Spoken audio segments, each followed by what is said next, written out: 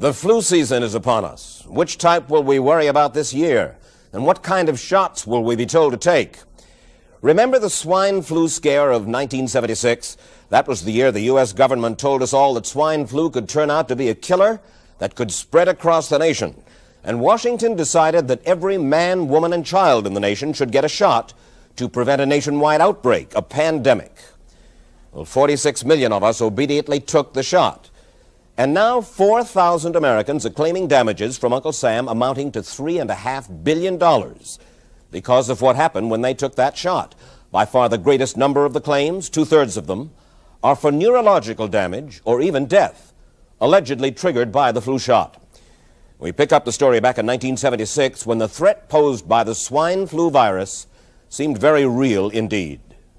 This virus was the cause of a pandemic in 1918 and 1919 that resulted in over 500,000 deaths in the United States, as well as 20 million deaths around the world.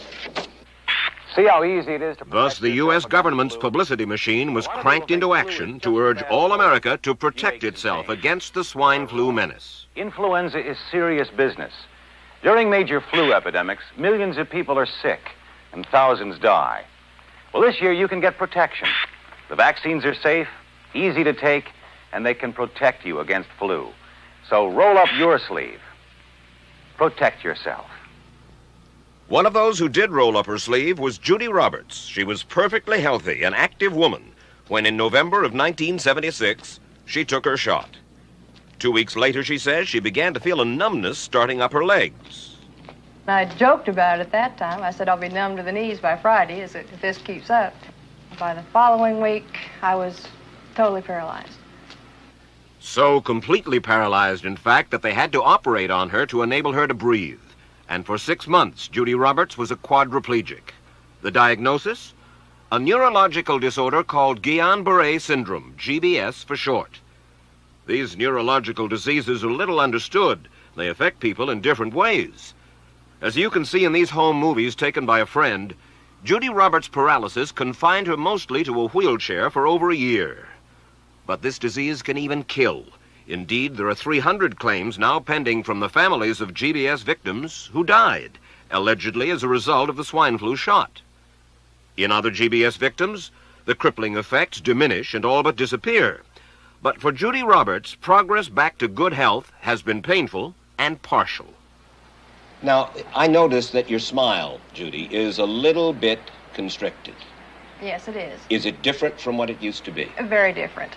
I have a greatly decreased mobility in my lips. And I can't drink through a straw on the right-hand side. I can't blow out birthday candles. I don't whistle anymore, for which my husband is grateful. It may be a little difficult for you to answer this question, but have you recovered as much as you are going to recover? Yes, this is it. So you will now have a legacy of braces on your legs for the rest of your life? Yes, the weakness in my hands will stay and the leg braces will stay. So Judy Roberts and her husband have filed a claim against the U.S. government. They're asking $12 million, though they don't expect to get nearly that much. Judy, why did you take the flu shot? I'd never taken any other flu shots, but I felt like this was going to be a major epidemic. And the only way to prevent a major epidemic of a really deadly variety of flu was for everybody to be immunized. Where did this so-called deadly variety of flu, where did it first hit back in 1976? It began right here at Fort Dix in New Jersey in January of that year when a number of recruits began to complain of respiratory ailments, something like the common cold. An Army doctor here sent samples of their throat cultures to the New Jersey Public Health Lab to find out just what kind of bug was going around here. One of those samples was from a Private David Lewis who had left his sickbed to go on a forced march. Private Lewis had collapsed on that march, and his sergeant had revived him by mouth-to-mouth resuscitation. But the sergeant showed no signs of illness. A few days later, Private Lewis died. If this disease is so potentially fatal that it's going to kill a young, healthy man, a middle-aged school teacher doesn't have prayer. The New Jersey lab identified most of those soldiers' throat cultures as the normal kind of flu virus going around that year, but they could not make out what kind of virus was in the culture from the dead soldier and from 4 others who were sick. So they sent those cultures to the Federal Center for Disease Control in Atlanta, Georgia for further study. A few days later, they got the verdict: swine flu. But that much publicized outbreak of swine flu at Fort Dix involved only Private Lewis, who died, and those 4 other soldiers who recovered completely without the swine flu shot. If I had known at that time that the boy had been in a sick bed, got up, went out on a forced march, and then collapsed and died, I would never have taken the shot. The rationale for our recommendation was not on the basis of the death of a single individual, but it was on the basis that when we do see a change in the characteristics of the influenza virus, it is a massive public health problem in this country. Dr. David Senser, then head of the CDC, the Center for Disease Control in Atlanta, is now in private industry. He devised the swine flu program, and he pushed it. You began to give flu shots to the American people in October of '76. October 1st. By that time, how many cases of swine flu around the world had been reported? There had been several reported, but none confirmed. There had been cases in Australia that were reported by the press, by the news media. There were cases in... None confirmed. Did you ever uncover any other outbreaks of swine flu anywhere in the world? No. Now, nearly everyone was to receive the shot in a public health facility where a doctor might not be present. Therefore, it was up to the CDC to come up with some kind of official consent form, giving the public all the information it needed about the swine flu shot. This form stated that the swine flu vaccine had been tested. What it didn't say was that after those tests were completed, the scientists developed another vaccine, and that was the one given to most of the 46 million who took the shot. That vaccine was called X53A. Was X53A ever field tested? I can't say. I would have to... It wasn't. I don't know. Well, I would think that you're in charge of the program. I would have to check the records. I haven't looked at this in some time. The information form, the consent form, was also supposed to warn people about any risks of serious complications following the shot. But did it? No, I had never heard of any reactions other than a sore arm, fever, this sort of thing. Judy Roberts' husband, Gene, also took the shot. Yes, I looked at that document. I signed it. Nothing on there said I was going to have a heart attack or I can get Guillain-Barré, which I never heard of. What if people from the government, from the Center for Disease Control, what if they had indeed known about it? What would be your feeling? They should have told us. Did anyone ever come to you and say, you know something, fellas? There's the possibility of neurological damage if you get into a mass immunization program? No. No one ever did? No. Do you know Michael Hatwick? Yes. Mm-hmm. Dr. Michael Hatwick directed the surveillance team for the swine flu program at the CDC. His job was to find out what possible complications could arise from taking the shot and to report his findings to those in charge.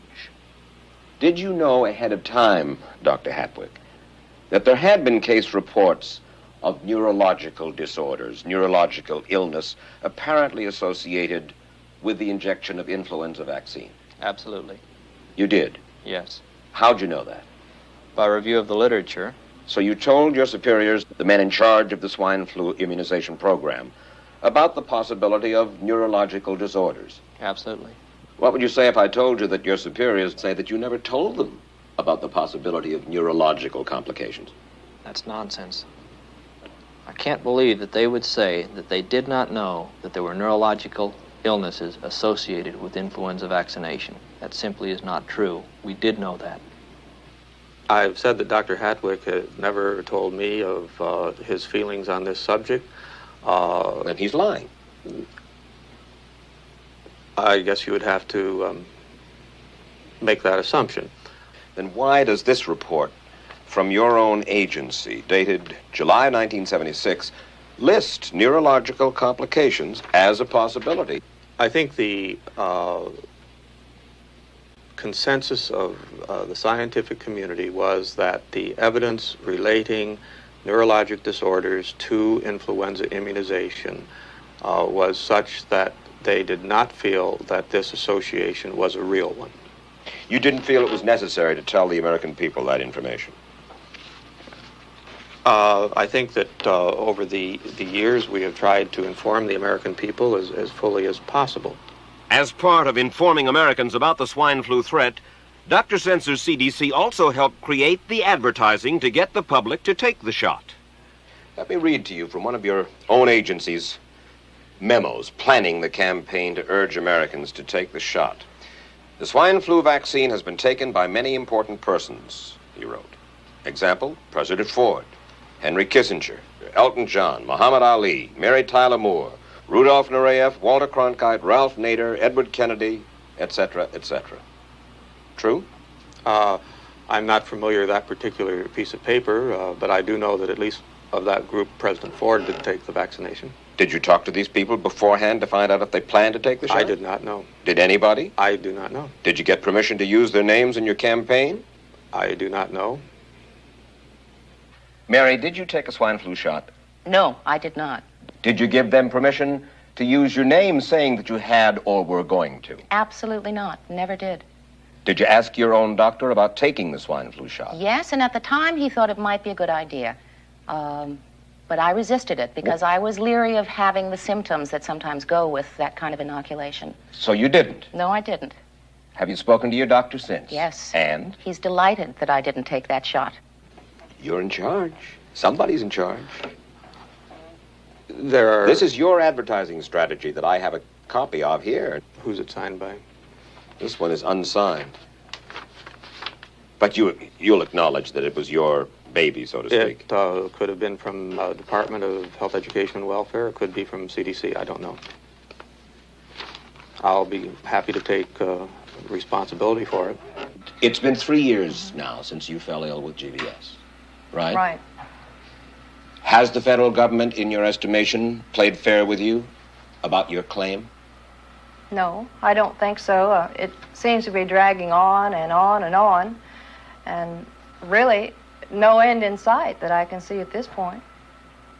With respect to the cases of Guillain-Barré, allegedly... Former Secretary of HEW Joseph Califano, too, was disturbed that there was no end in sight.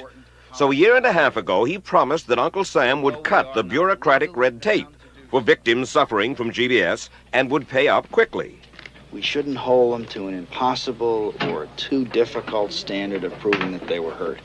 Even if we pay a few people a few $1,000s that might not have deserved it, I think justice requires that we promptly pay those people who do deserve it. Who's making the decision to be so hard-nosed about settling?